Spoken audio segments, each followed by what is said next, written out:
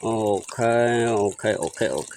chặt trâu hai chặt trâu bình hai mà bọn mới này mới này luôn màu ngất này bình tức thoát thoát lúc luôn tại đó mà bọn mới nè lọc xả nè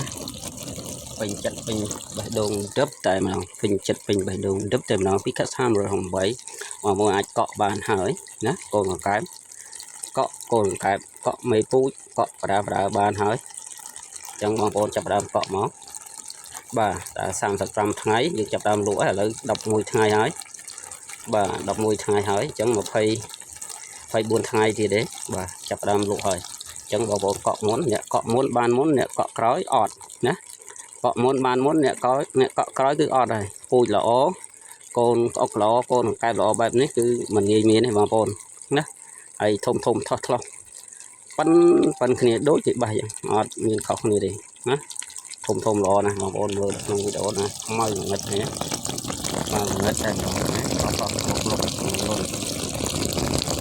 អូខេអរគុណច្រើនសម្រាប់បងប្អូនទស្សនាកុំភ្លេចចុច like ចុច follow ផងដើម្បីទទួលបានវីដេអូថ្មីៗជាបន្តទៀតហើយ subscribe ម្នាក់មួយផងសម្រាប់អ្នកបងប្អូនមើលក្នុង YouTube បាទក្នុង TikTok អីណា follow ទាំងអស់គ្នាអូខេដើម្បីគ្រប់គ្រងកសិផលក្នុងស្រុកទាំងអស់គ្នាចែករំលែកដើម្បីរស់ដើម្បីប្រជាជនដើម្បីការរស់នៅរបស់បងប្អូនយើងទាំងអស់គ្នាចែករំលែកការចិញ្ចឹមជាលក្ខណៈគ្រួសារក៏បានជាលក្ខណៈកសិដ្ឋានក៏បានគឺវាមិនពិបាកក្នុងការថែទាំទេណាយើងទៅធ្វើអីក៏ធ្វើទៅដល់មកពេលព្រឹកថ្ងៃត្រង់ឬក៏ល្ងាចយើងដាក់ឲ្យវាស៊ីម្ដង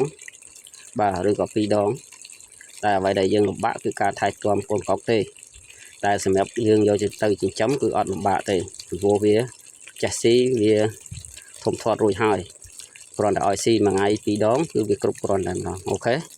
អរគុណច្រើនសម្រាប់ការតាមដានទស្សនារបស់បងប្អូនណាជួបគ្នាជាមួយខ្ញុំផានរដ្ឋាពីកសិដ្ឋាន168